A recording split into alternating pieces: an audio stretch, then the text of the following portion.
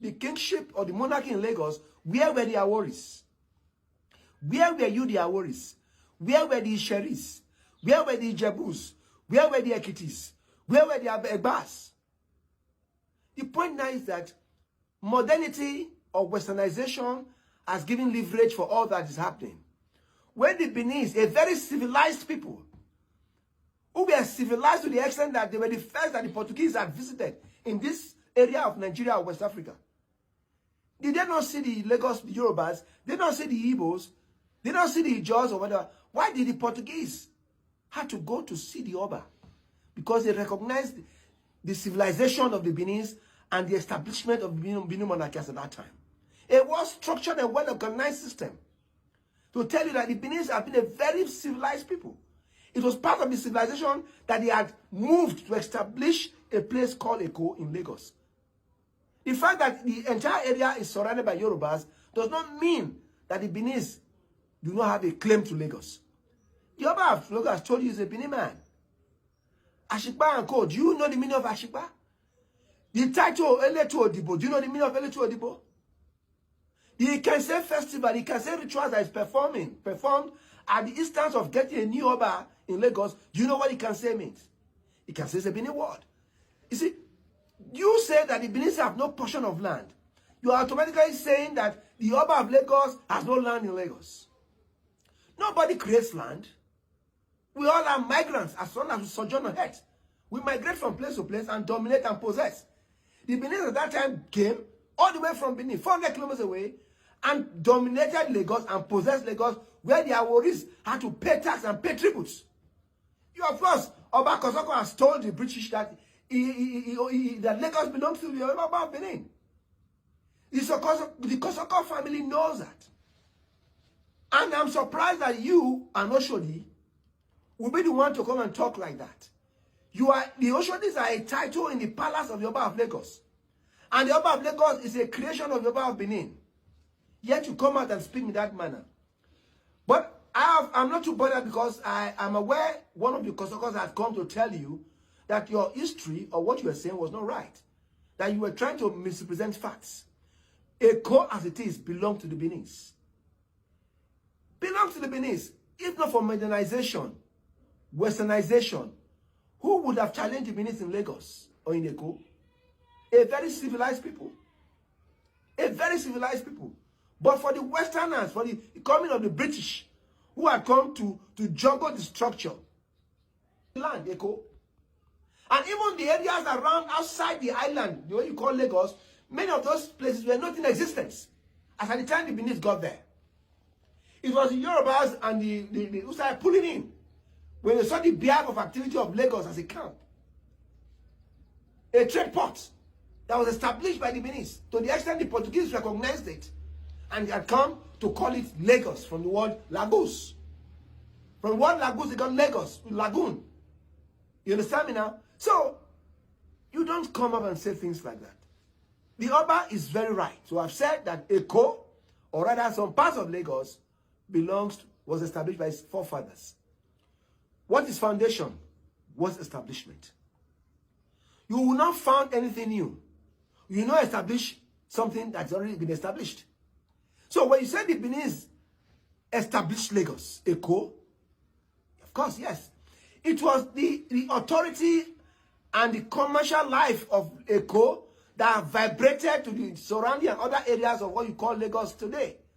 To some part of Ogun and all that. The Oba presence, the Benin presence in Lagos made Lagos a viable place, an attractive place to have pulled others from the suburb to come and settle around what you call your mainland today because of the involvement of the Benin. So we will not just forget our history and think that you just wake up and start rewriting history. Lagos has reached a climax of development and is doing well. Benin are not saying they want to claim Lagos. The Oba is not saying he's claiming Lagos. He's only telling you that historically, his ancestors founded that place. They established it and established a monarchy. How do you know a man who founds a place? Who will you say, which individual will you say had founded Lagos among their worries?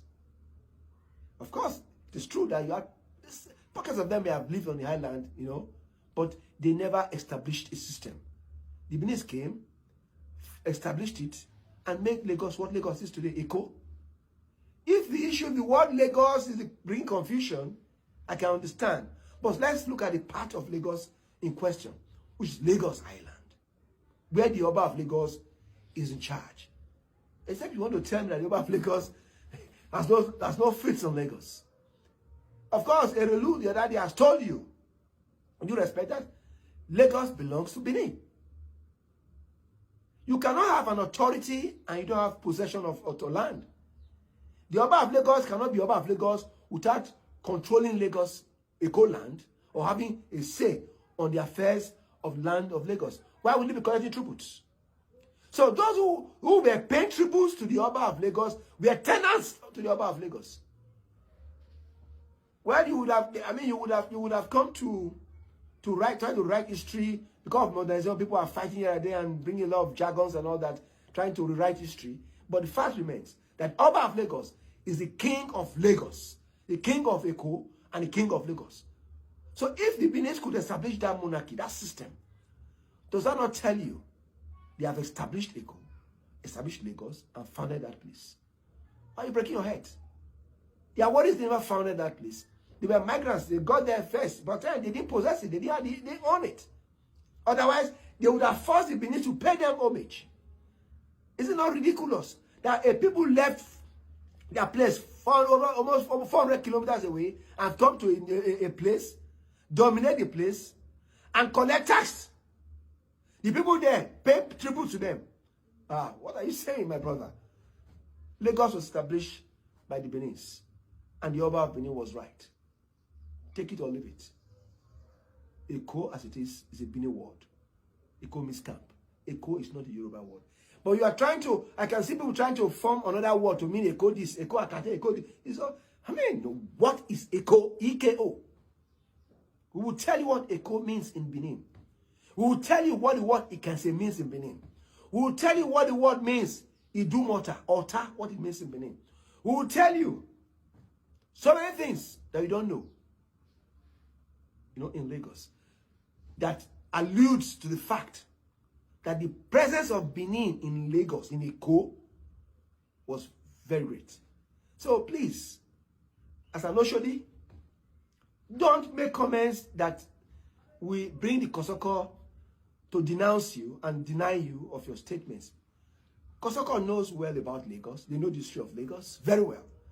If the Kosoko has told you that Kosoko himself had told them at the point in time that he was not going to accept the British authority, rather that they should go to the Oba of Benin, who was the overlord administering Eko itself as at that time, when the British came between 1861 and 1862. We all know the role of Oshodi Takba in the battle between Akitoye and Kosoko. We know the role that was played by Oshodi.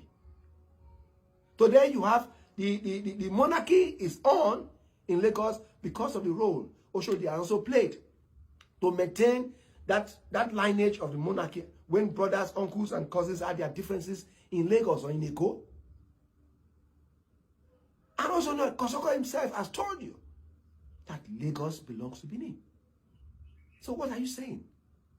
You, whose forebears were a title holder in the palace of the Oba of Lagos, so to speak, in the palace where Kosoko himself has been the king. What are we saying here? Is it not people trying to rewrite history? The fact is clear. Lagos or Eko was founded by the Benins. That's all. QED. Take it or leave it.